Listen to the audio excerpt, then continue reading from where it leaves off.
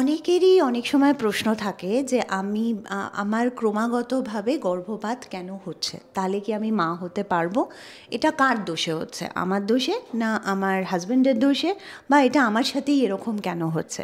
লোকের এত বাচ্চা হয়ে যাচ্ছে, আমি গর্ভাবস্থা হলেই 3 মাস বা 6 মাস গেলেই আমার মিসক্যারেজ হয়ে যাচ্ছে। এইখানে যখন এই ধরনের প্রশ্ন আসে তখন অবভিয়াসলি কাপলের ওপর যে ট্রমাটা থাকে এটা হিউজ, আর সেখানে সবসময় লোকে একটা সলিউশন খুঁজতে চায়। সলিউশনের মধ্যে অনেক সময় আইভিএফ ট্রাই করা হয়, আইইউআই ট্রাই করা হয়, কিন্তু এখানে অনেকভাবেই একটা ছোট্ট জিনিস মিস করে যাওয়া হয়, সেটা হচ্ছে এটা জিনগত কিনা।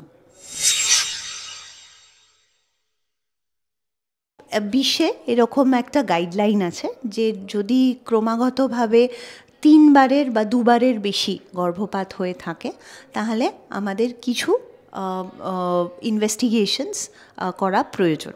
আর এটা যে কোনো মহিলাকেই করা প্রয়োজন। এটা বলা হয়েছে যে যদি মহিলার বয়স 35-এর বেশি থাকে তাহলে অবশ্যই, কিন্তু সে মহিলার যদি 35-এর কমও থাকে আর 3টের বেশি গর্ভপাত হয়ে থাকে তাকে অবশ্যই কিন্তু পরীক্ষা করা দরকার। এর মধ্যে প্রথম যেটা আসে সেটা হচ্ছে আমার যে জরায়ুটা আছে সেই জরায়ুটা কি ঠিক আছে কিনা। জরায়ুর আমাদের শেপটা একটা ত্রিভুজের আকারে, তো অনেক সময় এই ত্রিভুজের কিছু সেপটেশন বা পর্দা থাকতে পারে যেটার জন্য বারবার করে গর্ভপাত হতে পারে।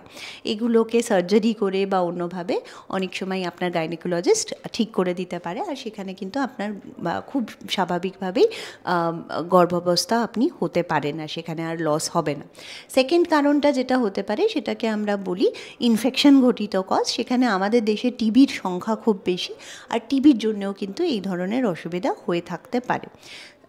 তৃতীয় কারণ, এটাকে আমরা থ্রম্বোফিলিয়া বলি। এখানে মার থেকে বাচ্চার মধ্যে যে রক্ত চলাচল হচ্ছে সেই রক্ত চলাচলটা অনেক সময় খণ্ডিত হতে পারে বা গাঢ় হয়ে যেতে পারে, যেটার জন্য বাচ্চার মধ্যে বা ভ্রূণের মধ্যে সেই রক্তটা না পৌঁছলে ভ্রূণটা শুকিয়ে যেতে পারে, হৃদস্পন্দন বা হার্টবিট এসে সেটা বন্ধ হয়ে যেতে পারে। এই ধরনের জিনিস অনেক সময় হয়ে থাকে।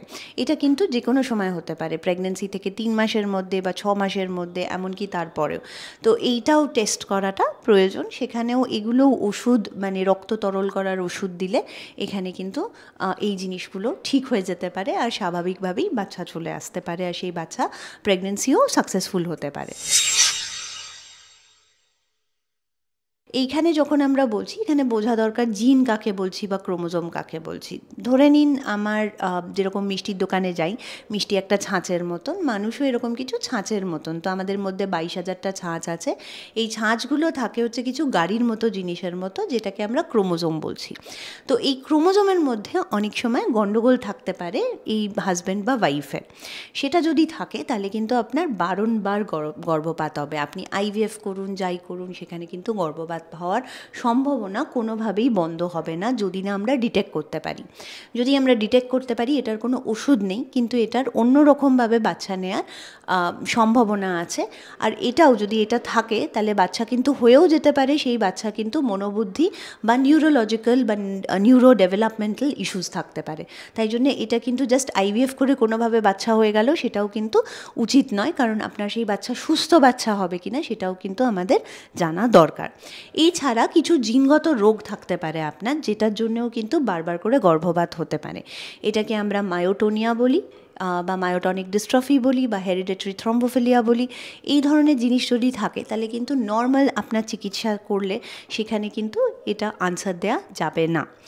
এই ধরনের জিনিস জানতে হলে আপনাকে একজন জিনগত বিশেষজ্ঞর কাছে যেতে হবে, যে আপনাকে আপনার ফ্যামিলি হিস্ট্রিকে ইভ্যালুয়েট করবে, দেখবে কোন সময় আপনার গর্ভপাতগুলো হচ্ছে, কারণ সেইগুলোও আমাদের কাছে একটা ইন্ডিকেশন।